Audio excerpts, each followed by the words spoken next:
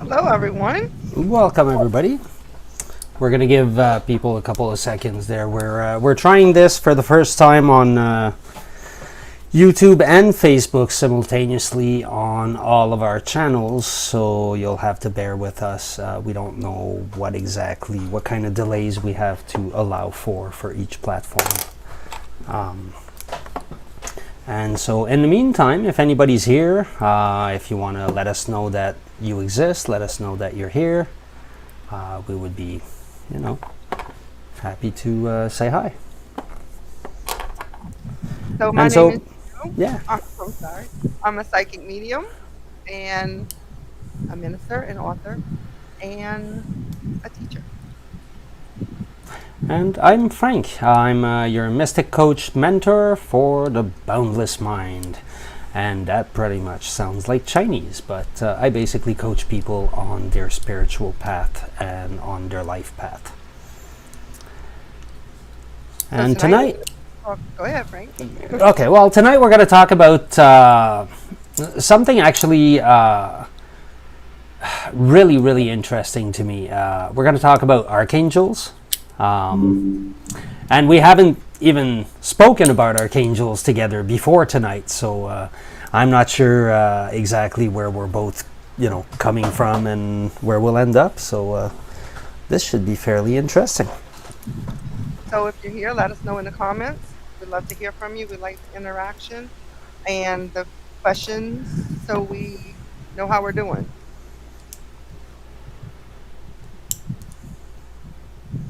All right. And so So I'm sure a lot of people have heard of, I'm sure everyone has heard of archangels. We had a little video preview before we started on the archangels. Do you have the comments up? Because I don't see them. they're under chat. I don't see anything either. I have them. So we're going to be talking about a few of the archangels. There's many. There's not. It's not even. I don't think it's known exactly how many there are.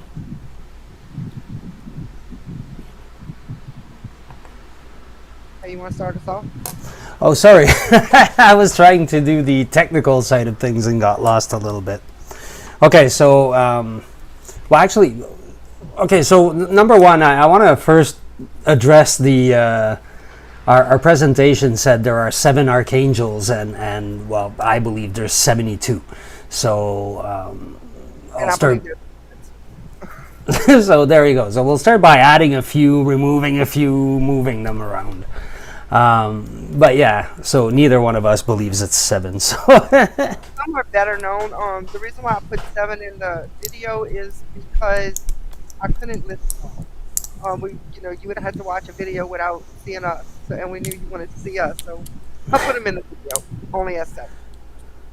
yeah, Definitely believe there's more than 7. well, it depends on whatever system, right? Some systems believe there's 7. Some systems believe that there's, I mean, there's different systems out there, right?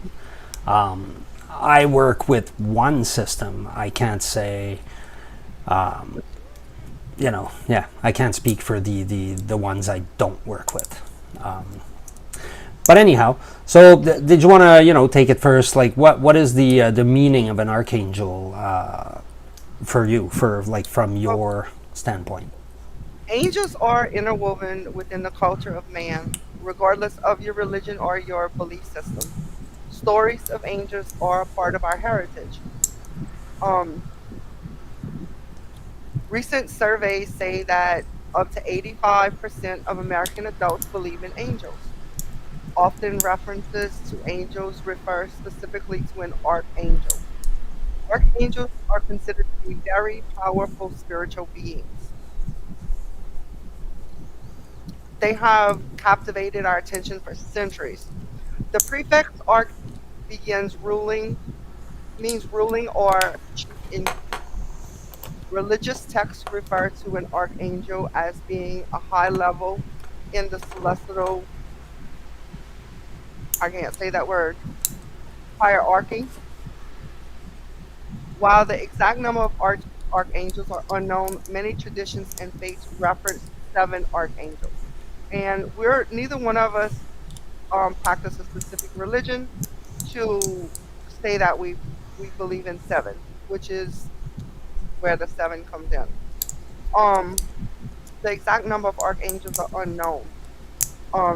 Many traditions and faiths reference 7 archangels. These 7 are also known or a source of debate varying on faith to faith. Many scriptures tell of the archangels' great abilities as healers and guides, intervening with assistance in many of life's challenging situations. Continue to learn about the archangels for your own beliefs. Everyone believes something different. We're not trying to change people's beliefs. We're just trying to spread our beliefs, if that makes sense. Sorry, somebody's cutting the grass. I don't know if y'all hear that or not. Yeah, yeah, a little bit, but So the um, first archangel we're going to talk about is Michael. He's like one of the more popular archangels. so how about, like, are we gonna read, or are you gonna talk about Michael? We're gonna do both because I need Because something to I'd like to go know on. what you think about Michael. I really don't care what Well, Wikipedia thinks about him. Michael is more of a angel to help you. Like when you need some help, pray to Archangel Michael. If you believe in prayer, of course. Um, what do you think about Michael? Well, Michael is the angel, the archangel of fire. He's the archangel that directs. He's the right hand of God when it comes to sending an angel to do, like, he's the wrath of God, if you will. He's the warrior angel, but that's because he represents the element of fire, and his position is in the south. We use Archangel Michael when we are working with um cutting cords. We ask to use his sword in a cord cutting ceremony. Hmm. That's something common that I do with Archangel Michael. Um, his name means God. So go ahead, take forward. Okay. Well, I mean, I think, like, I'm not sure that talking about particular angel. Well, I don't know. Maybe talking about particular angels is useful. But I'm wondering more about angels as a whole, right? Like, what do they mean? Why do we care? Why do we why do I need to know that there are angels, and what will it change in my life, right? And in that respect, then I think working with angels can be excessively powerful, because angels are the energy that was sent from source to they're the in between matter and source, God, whatever you want to call it, right? And they're the energy that leads to matter, in a sense. So they're the in between. They're the one being that sort of like, goes into both realms, if you will. They don't come into matter, but they come into the astral, which is close enough for us to be able to access them. Well, I think it depends on your belief and what you Of course, believe of in. course. I Like, can only speak with what I do. so for me, like I would pray to Archangel Michael if I was struggling with something, if I needed help, um, if I needed guidance in that way. Um, yeah, mostly I use mostly for cutting cords, Okay. and it's a meditation. It's like there's a special meditation prayer also. If you're struggling with something, if you're depressed, you may want to call upon Archangel Michael to help you with get through a specific time in your life. Um, and it all goes with the intention. If you believe it's going to work for you, it's going to work for you. If you don't believe it's going to work for you, then it won't work for you. Because who wants to, speaking from an angel's point of view, who wants to help someone that doesn't believe? So, okay, so if it's all about intentions, then my question becomes, is the angel actually something else? Or is the angel, is the angel responding to you, or do you, what is the interaction with the angel? At what level? Like, how do you, In meditation, the same as you would interact with a person. okay, Just like so, in meditation, if you're doing guided meditation, assuming if you would imagine that you're walking down a stream or whatever your guided meditation is, you imagine that you meet up with this angel, and this angel can be whatever you want it to be. If you want to picture an angel with wings, that works. If you want to just picture an angel as a regular human being or as a ball of light, whatever you want to picture the angel as works. okay, so now that would be, okay, so, all right. So then in that case, our intentions are what guides angels. Definitely. Okay. So And that, angels, intentions couldn't work without calling upon, because I believe that some people need something to grasp onto. Some people need, just like God is within all of us, but we need that in human life. A lot of people that, especially people that aren't really awakened, need something to connect to. okay, wait, what do you mean people that aren't awakened? People that aren't spiritually awakened, that don't believe in spirituality, that follow religion. It's different for everybody. Everybody's different. So I would fall in those people then, by that definition. And that's fine. It's Because whatever I you, believe in angels, because I believe in archangels and angels, I work with them. and I believe in them too. I definitely So, believe. And I think so, most people do believe in them. But your intentions is still key, because if you're gonna so you work with angels. If you work with angels and you're not setting intentions or actually communicating with the angels, do you think the angel's gonna help you? I don't think the angel, I don't think the angel um, my relationship with angels is a little different. They're their own person. My intentions are, I can let my intentions known to them, and I can,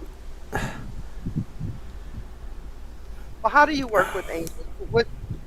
kind of take us through what you do? Well, here's one example. I can take us through, but it could take a couple of minutes. But like using the Kabbalah, we do path working. So we travel all the different paths of the Kabbalah, and we do it of the Tree of Life. Sorry, and we do it through meditations, like excessively huge guided meditations, if you will. Where those guided meditations are key is that they have a whole lot of items in there. Like it is a very, very precise description of a temple, of a place with beings, with in particular one archangel who directs over angels. And through repeated use, what happens is you go in the temple, and as you become able to form that temple very well in the astral, now that archangel starts talking to you, and what starts happening next is the part that's actually like that you can't easily explain, is that the archangels start telling you things that you don't know. And that's where all of a sudden you go, oh, okay, this exists. This is a thing, because it's actually letting me know what it thinks, in a sense. Not really thinks, because they don't work that way, but... Awaken. If you're not awakened and you're not actually having conversations with angels, even if an angel tried to give you a message or tell you something, you wouldn't pick it up, chances are. No, I mean, angels operate on a whole different... They rarely ever appear in... Well, I don't think they ever appear as in matter. They actually appear in the astral. So, number one, somebody would have to train themselves to see, right? Because most humans don't see the astral. They don't have that vision. It's something you have to train. It's like a muscle. It's like if you had never used your arm in your entire life, and all of a sudden you said, oh, I want to use my arm. It's like, well, yeah, guess what? It's not going to work super well at first. You're not going to go throwing baseballs. But angels can present themselves in as matter, because most humans need something to connect to. That's what I was getting at earlier. Like, most humans don't grasp the idea of how we actually exist in the astral world as energy. Like, their perception of us is in a human body. Yeah, the thing is, grasp or don't grasp, it's part of you. And so if an angel appears, it appears. If it happened in that way, but it usually doesn't. Well, It usually doesn't. The people that have angel apparitions usually have some sort of involvement with some sort of spiritual something. They're not just like, you don't get people randomly walking down the street and all of a sudden they go, holy crap, man, I saw like you see more people see aliens than angels. Way more. personally, the stories in my first book. Yes, each of those people were involved spiritually. I wasn't at the time. I wasn't open. It was my first experience, actually. Memorable experience was with angels. Okay, so what happened? So that's a whole nother story that we can Yeah, talk but it's about. the Jill stories that we want to hear. That's a long. It's kind of a. I don't think it's a story that I feel comfortable telling myself. I feel more. I'm okay with people knowing the story. And I was okay with writing the story, but actually talking about it is more of. I don't think it's something that I can talk about. Okay. But let's just say that it did happen to me at age 16. Um,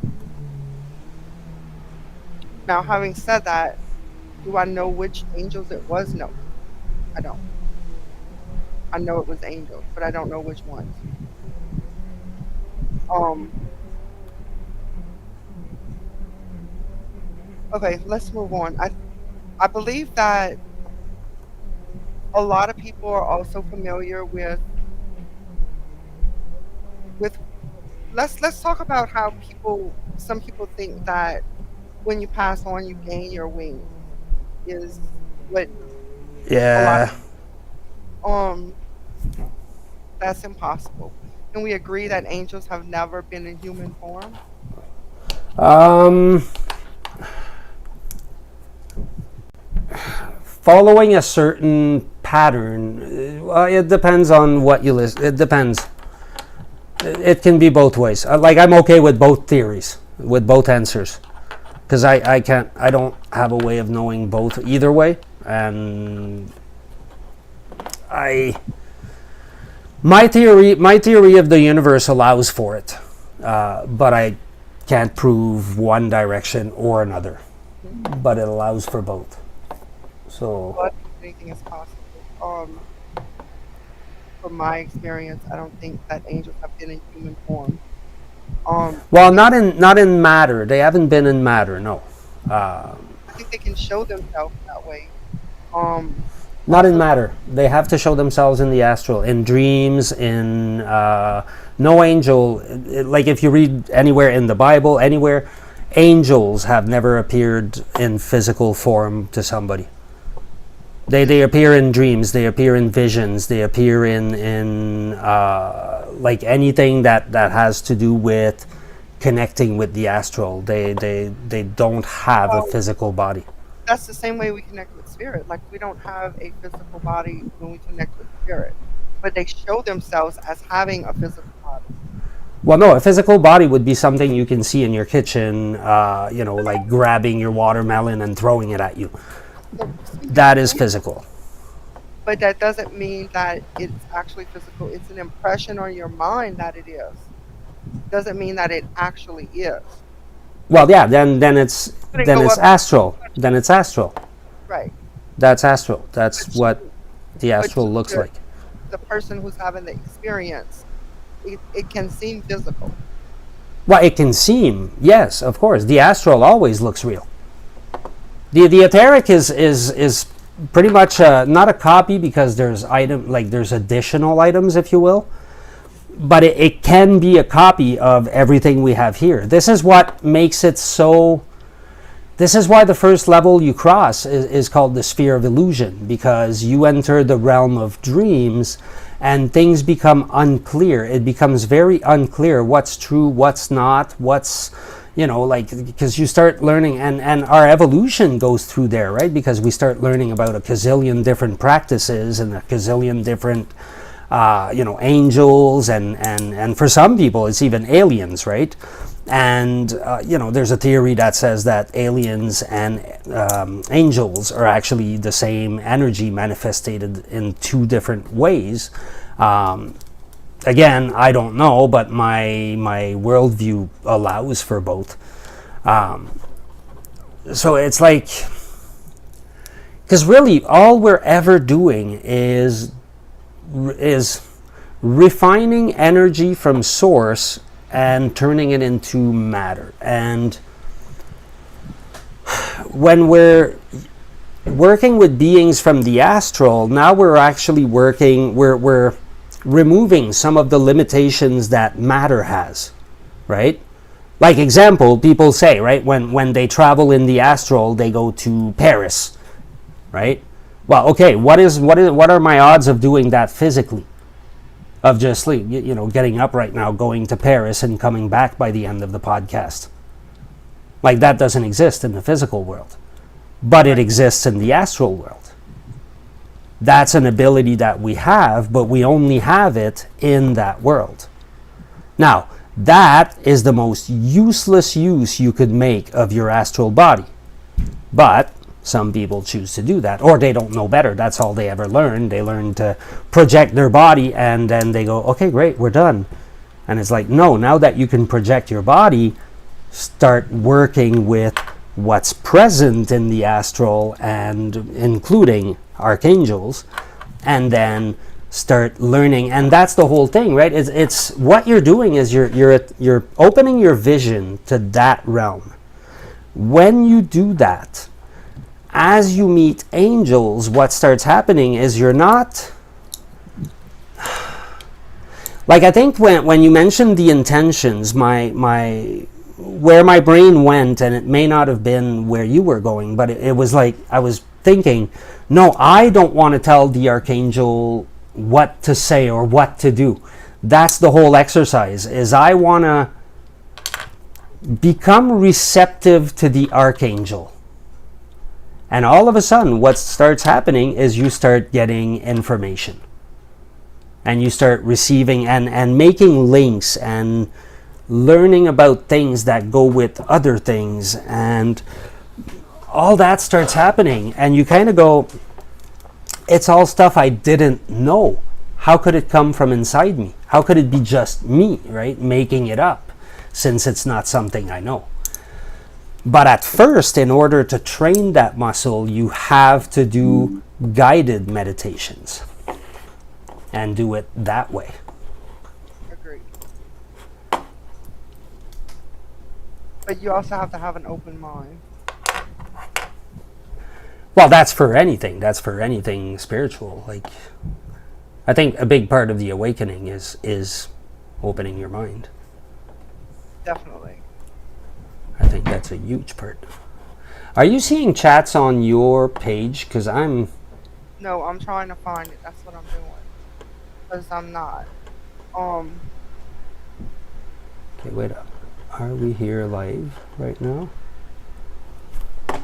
Okay, we're there. We're live. I see it live, but I'm not. Today at 8 p.m. What? Yeah. I don't see us live on Live with Jill and Franck.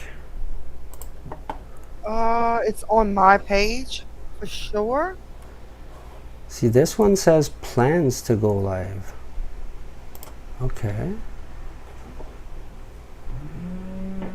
Bear with us because we are not familiar with. Sorry, guys. Okay, I know it was live on my YouTube. Okay, let me go see the event on my... Sorry, guys. We apologize. Okay, let me put a comment in there, see if it comes up to us.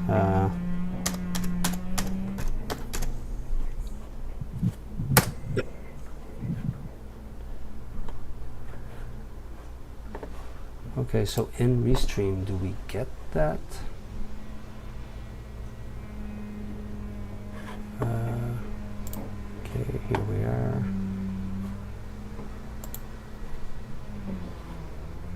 Okay. Got it. So on YouTube, I'm there. Live with Jill and Franck. Okay, here we are. Happening now, Archangels. Watch live video. Okay, that's cool.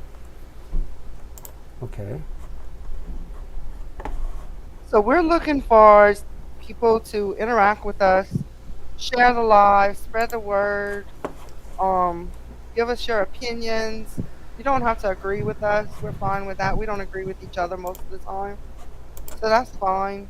We just want to share our opinions and views.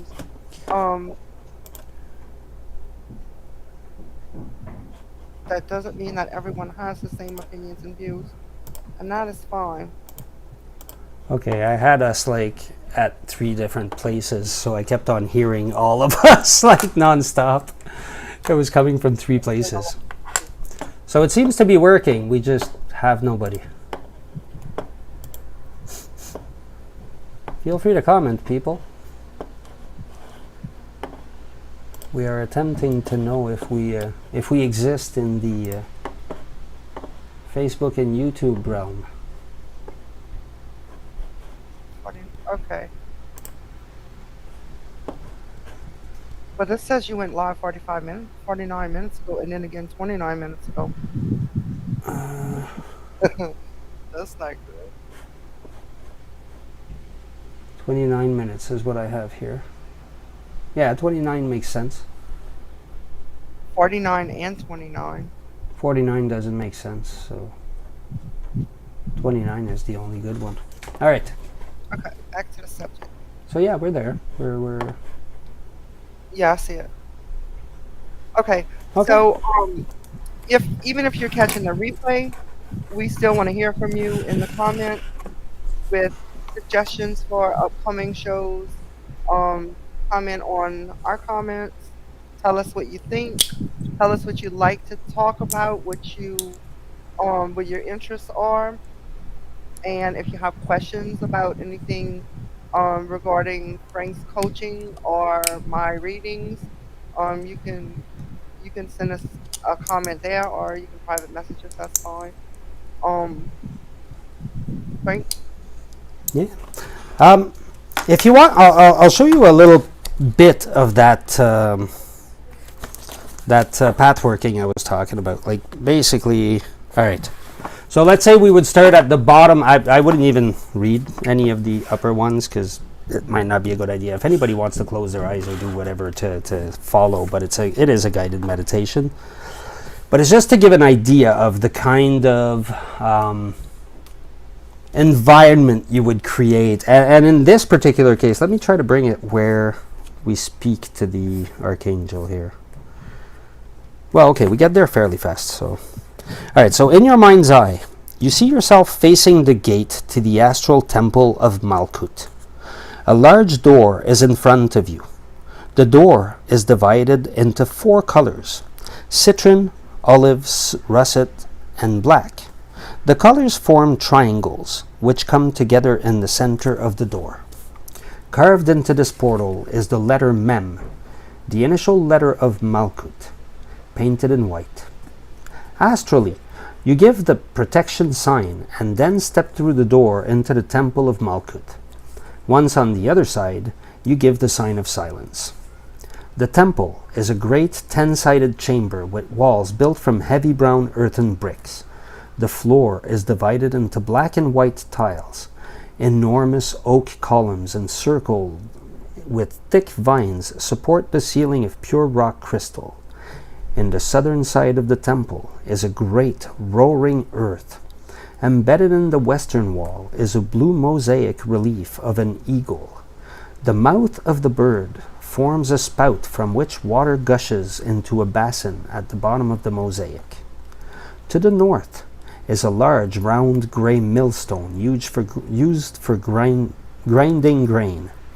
In the east is a great brazier of incense made of gold. The scent of dittany fills the air. In the middle of the chamber stands a black altar carved out of solid oak. It is covered by a cloth which is divided, like the door leading to the temple, into the colors of citron, olive, russet, and black. The center of the altar cloth is white, and on it is a bright burning flame. Drawing nearer to the light, you intone the divine name of the temple. Adonai Haaretz. The flame burns brilliantly as you do so. Next, you intone the name of the Archangel who governs the forces of this sphere. Sandalphon. Then you vibrate the name of the angelic order who operates in Malkut, the Ashim, the souls of fire, who are the essence of the sacred temple flame. Ashim. They are angels of adoration who dance like floating embers around the central altar fire. They are in fact the souls of human beings who are dedicated to the service of the light. Within the swirling clouds of incense in the east, a figure emerges. Appearing as a tall feminine form in robes of citron, olive, russet, and black is the Archangel Sandalphon. With dark hair and compassionate brown eyes, instinctively you give the sign of the Emperor. Sandalphon answers with the sign of silence. She speaks. You have entered the realm of the resplendent intelligence. By what symbol dost thou enter therein? You answer, by this symbol of the equal-armed cross. You hold up the cross. You face the Archangel across the light of the altar as she directs your attention to the temple flame, burning radiantly in a bowl of crystal. Prepare to enter the immeasurable region, she tells you.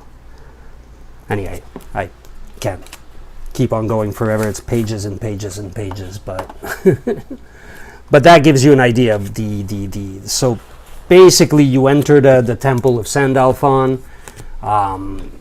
In this particular visualization, you receive a particular story and a particular message that has to do with the initiation of that particular energy. But then over time, if you practice it, well, what ends up happening is that particular temple, right? That 10-sided temple with the altar in the middle, and it becomes easily recognizable. It becomes a real place for you, right? And so now you're building 32 real places with 32 archangels and 32 choirs of angels that you're, it's kind of a funny term to use here, but you're building relations with, right?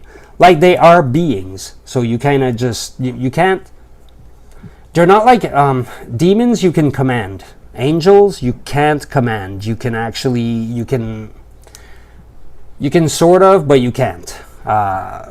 They'll listen to you, but you can't command them the same way. You don't have that, well, we do have that authority, but anyways, it's not the exact same as a relationship, I guess is... And that's the other thing, the video I was telling you about today there, that's one of the things they were talking about, because they were talking about archangels, but they were also talking about demons, right? And one of the things they were saying is that archangels, they're parts of our higher self, right?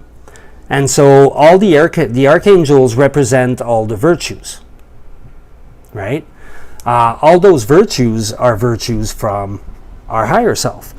The demons, now where people have this burning hell and whatever, if you look at what the demons represent, they represent our vice. They represent our ego pushed to the extreme.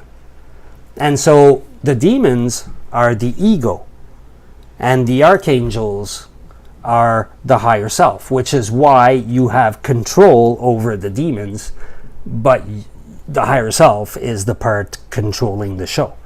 So you don't, you know what I mean? The relationship is very different between the two. But the demons are your ego, is basically the different parts of your ego personified. At least in the system I use. And angels aren't? Well, they're parts of your higher self. Like one is the virtues, and the other one is the ego. Like everything that sloth, avarice. No, that's in French. Like the 7 deadly sins, right? Like there's 7 demons that rule over those. Like every part of our ego pushed to the extreme is personified by a demon, right? And the opposite is true with archangels. They're beings that were made for us to be able to work with. Like they're not. There's a reason people have seen them, and there's people that see them daily. Like it's not. It's so strange to me that people are able to acknowledge the fact that they are one with God. And then when it comes to those things, like, they take on a shape as if God was something else above us.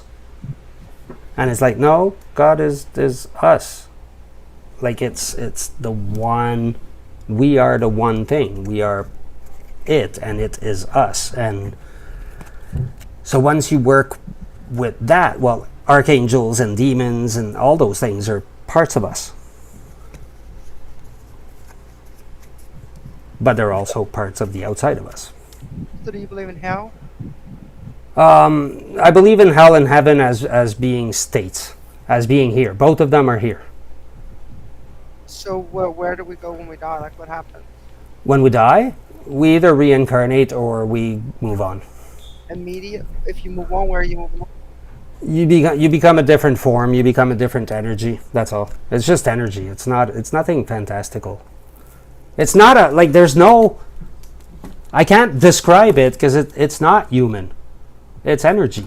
It's where do we go? We go to energy, but that energy has countless amounts of shapes, right? So if the energy here that we are energy here. If that energy is able to do all these things, then you think that we are just like there and not capable of anything else after we die?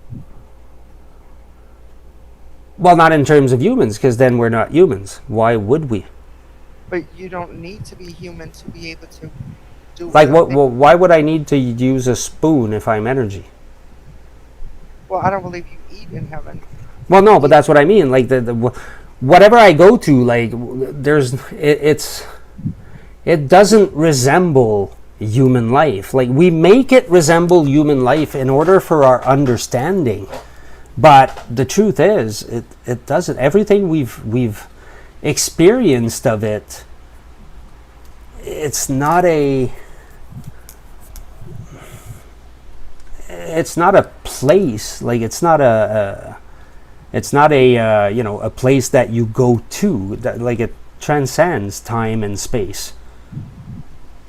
Like a place would have to be in matter. It would have to be like in this plane. Places only exist for us. Places don't exist for God. Well, they exist in the sense that it's his creation, but it doesn't exist. Like he doesn't have to go from place to place. Like he doesn't sit at breakfast. He doesn't, like, none of the things we do as humans apply to him, her, it. Why can't we have something that we can use for that? So what do you think happens to people that do like horrible things? The exact same thing that happens to people that do really good things. Except while they're still in the wheel of life, they have to come back and fix all that karma. But that's pretty much it. Like there's no ultimate, like you will be judged and blah blah blah, and God will sit and go, so what did you do with your life, and like all that. It doesn't. To me, it doesn't exist. Like that's not a thing. What's that? I don't believe that either. I'm just trying to grasp like your belief because it's such different beliefs than I have, and it's like such out of the ordinary from my experience. And they're very hard to explain anyway. Like they're excessively hard to explain because they're not beliefs, they're experiences. It makes a difference. It's like if I was trying. It's like describing to you what an apple tastes like. That's why I keep on saying, try the apple. Because there's only one way. Like that's my biggest problem is everybody would want. If I could bottle all of it, people would buy it, right? If I tell somebody I will sell you a bottle of enlightenment, I will have billions of people knocking at my door buying bottles of enlightenment. If I tell people they have to work a week to gain enlightenment, I've already lost half the people. If I now tell them that they have to dedicate an entire lifetime to it, I've lost almost everybody. That's the problem. That's what's needed. That's how you gain enlightenment. Nobody's ever been like, you've never seen a guy like Bill Gates go like, hey, you know what happened this weekend? I got enlightened. Right? Like those guys are not anywhere near enlightenment. Like they're like living in the densest matter you can find. Like their God is money. And here's the deal, right? Okay, here's a thing. I say their God is money. All right, so here's 3 different scenarios, right? There's a person who lives like the let's call it the Pharisaians of the Bible, right? Like they're living rich and spending, and they're the people that are like living and their God is money between bracket, and in the Bible they would have said they have their false gods and da da da da da. Then you have the people that believe in some model of religion where there's a God, that God rules over everything, there's a good, there's a bad, and we try to do good as much as possible. Then there's people that awaken. Now, is one of the, like, somebody can go through all of those levels. Does the one become not true because you now see the next one? Or does it still remain true for the other 80% of the population that are still there? And it's needed for those souls because that's where they're at. And then the next and next. Like, nobody has the same experience. No, we have similar experiences. But we can't have the same experience ever. Right. We can't, that cannot happen. There are some experiences that are way off from others. Doesn't mean that they're not right. Nothing, there's no right or wrong. That doesn't exist. That's a human concept. What I'm getting at is, That is where you're getting at, is that it's not wrong. It's if you right, came here and you said there are 14 archangels and I'm trying to explain it to where people that are not enlightened understand what we're saying. Because a lot of Okay. people don't understand what we're talking about.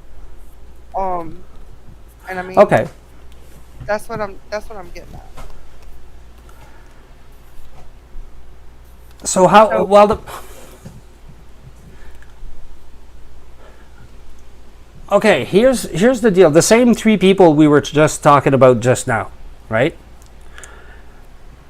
If I go to Bill Gates, how long will I sit with Bill Gates and try to explain to him not even awakening, just basic religion? There may be a God, right?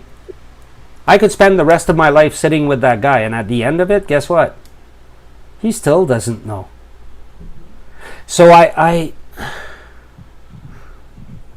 always hope to touch as many people as possible, but I don't know that I can. There's some of the things I say, I know only some people understand them, and I don't know, I can't fix that. I don't know how. I don't have the words to explain some of the things. Like, I don't know how to explain things like the vision I told you I had in the woods yesterday or 2 days ago. I don't know how to explain these things. Like, how does that even make sense to the average person? Not like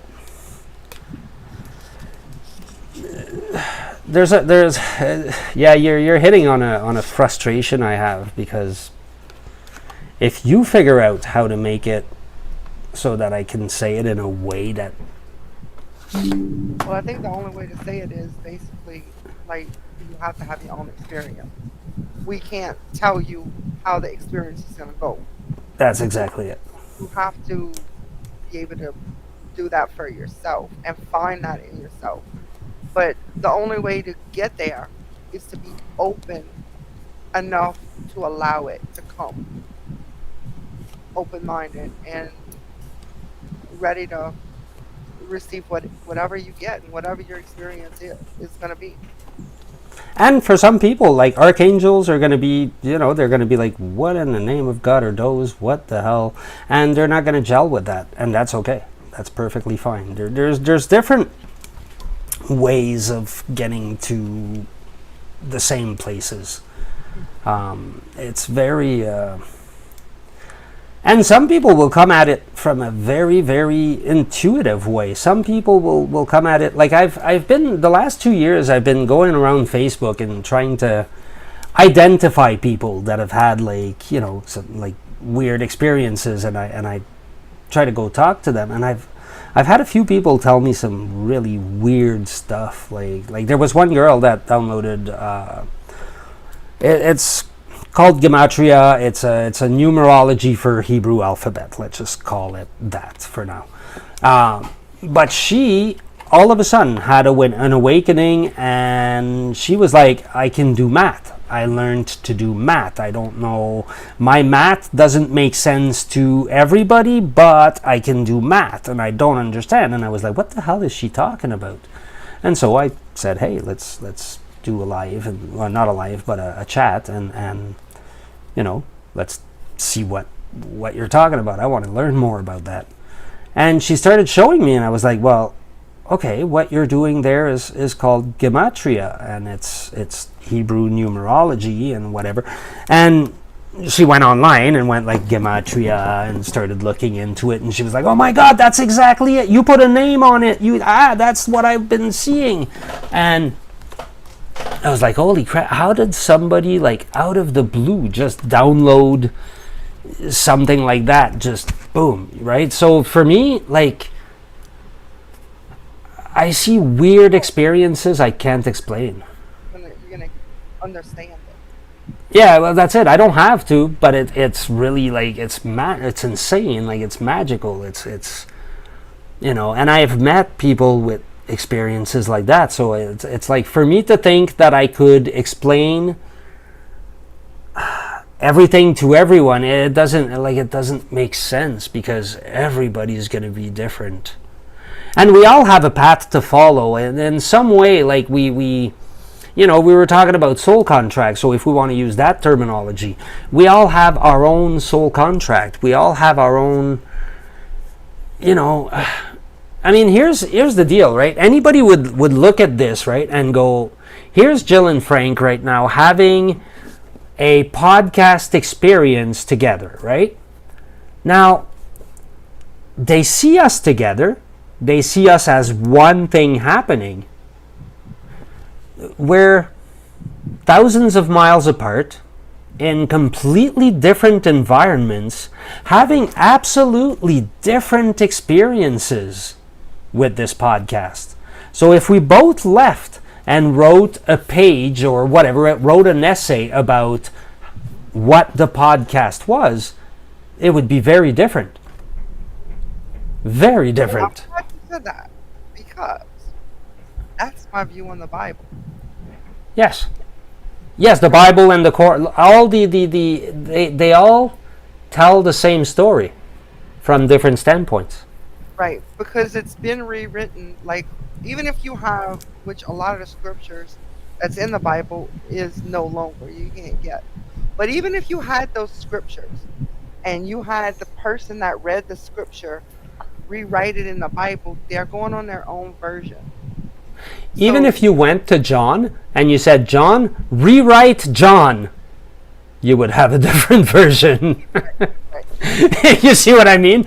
Like, even if you asked the same guy, write it again, you'd get a different thing, right? Like, that's my view on the Bible. I'm not saying that it's not, that it's not, it doesn't have fact, but something changed so much that what's fact, what's real, what's not real.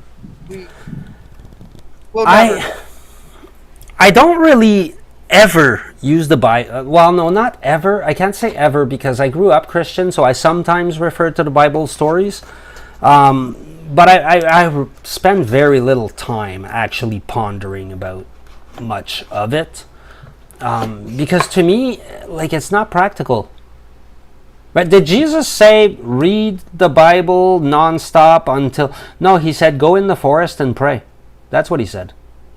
He said, go on your own and pray. When you want to talk to Dad, go there and pray. Did he say the Father? He did, eh? Yeah, that's where the whole friggin' patriarchy came from. Friggin' Jesus. It's all his fault. Can you believe that? Oh God, I'm gonna get flamed for this. He started the patriarchy. Can you believe it? I have just started. Yeah. I apologize, everybody. Those were jokes. But yeah. Oh God. All right, So do we have anybody with us? Can anybody, outside of us say hello? I tried to say hi from my... I did. You can see my comment on the side. Yeah, you did. Mine didn't work. Okay. Why do I only have one person reached on Jill and whatever? Oh, because, yeah, it's that one. Okay. Well, I guess we're pretty much done talking about angels, you guys. And so sometimes we do that. Well, let us know in the comments, even if it's not during the live. I mean, if you comment and you ask us questions at any time. We look at comments throughout the week before our next live.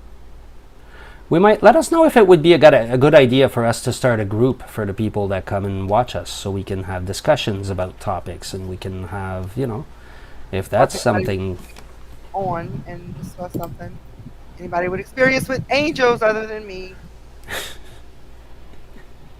want to come on and talk with us just for and talk about their experiences. Yes. Yeah, we'd love to hear from you. And then one day when we're off, I'll have to hear about yours. I have a feeling that's today. Should we play the video again before we end, or are we just going to end straight?